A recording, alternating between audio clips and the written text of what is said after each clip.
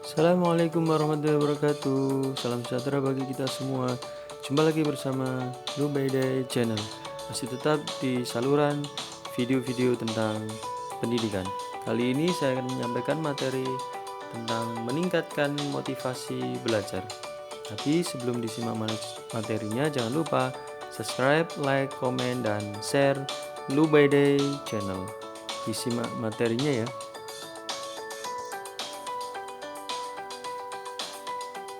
Meningkatkan motivasi belajar mempunyai tujuan yakni dapat menerapkan sikap dan kebiasaan yang benar dalam belajar hingga dapat membangkitkan semangat belajar untuk berprestasi.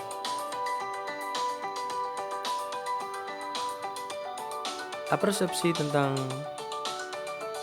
meningkatkan motivasi belajar, setiap siswa memiliki kemampuan yang berbeda-beda.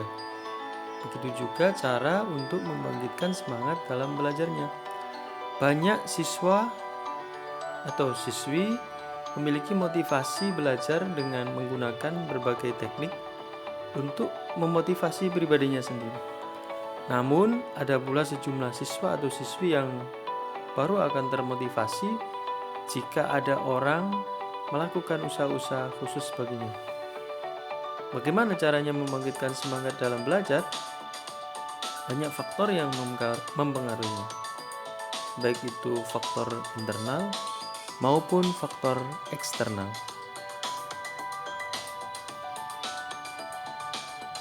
Mengenali kesulitan belajar. Yang pertama, potensi fisik fisiologis, yakni berkaitan dengan kesehatan terganggu, kesukaran dan stamina menurun. Yang kedua, potensi kecerdasan atau intelektual. Yang ketiga, potensi bakat. Yang keempat, potensi minat atau hobi atau kesukaan, yakni lemahnya minat terhadap salah satu atau beberapa materi pelajaran. Yang kelima, potensi kreativitas, yakni kurang kreatif dalam bertanya, menulis, menghafal, dan lain-lain. Keenam, potensi emosional, yakni emosi negatif tak terkendali, yakni rasa jengkel, kecewa, benci, prasangka buruk, dan marah. 7. Adversity quotient atau daya ingat, ini langsung menyerah, tidak berdaya ketika menghadapi kesulitan dan penderitaan. 7. Potensi karakter atau pribadi, disebut juga personality.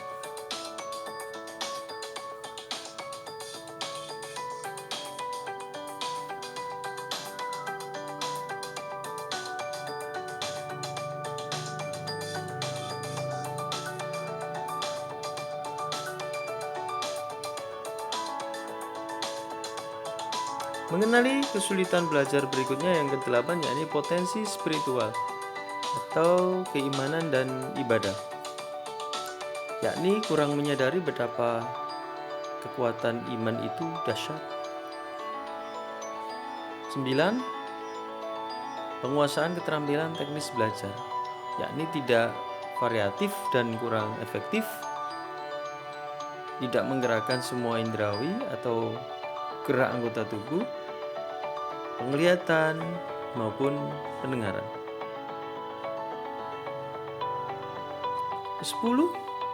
Metode belajar, yakni tidak variatif dan kurang efektif. Yang ke-10, mengenali kesulitan belajar, yakni manajemen belajar, kurang skala prioritas antara belajar, PR, ekstrakurikuler, bermain atau rekreasi, kurang komitmen jadwal belajar atau manajemen waktu. Kiat membangkitkan semangat belajar. Yang pertama, mencintai mata pelajaran. Yang kedua, menemukan makna. Yang ketiga, menjaga fisik dan psikis. Yang keempat, Menciptakan suasana aman dan nyaman. Yang kelima, canangkan target kecil dan beri selamat diri kamu ketika target itu tercapai. Keenam, pilih waktu terbaik. Ketujuh, tetaplah aktif, bikin catatan, garis bawahi, warnai gambar diagram, uji diri dengan pertanyaan. 8. Gunakan cantolan memori. Kiat membangkitkan semangat belajar berikutnya yakni ke-9, menghindarkan pikiran kecil yang mengganggu.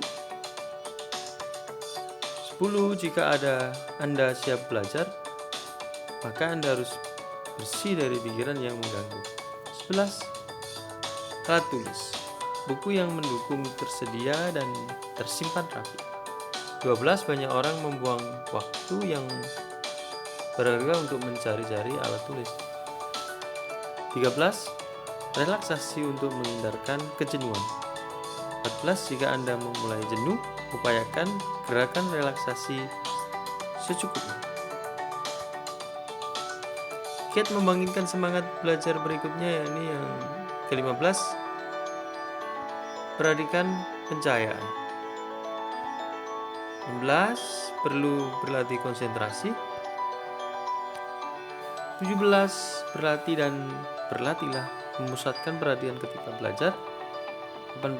Perlu belajar dari kata mutiara orang sukses. Dan yang terakhir, kiat membangkitkan semangat belajar yakni orang-orang dari segala usia sebenarnya dapat belajar apa saja jika mereka melakukannya dengan gaya unik mereka, dengan kekuatan pribadi mereka sendiri.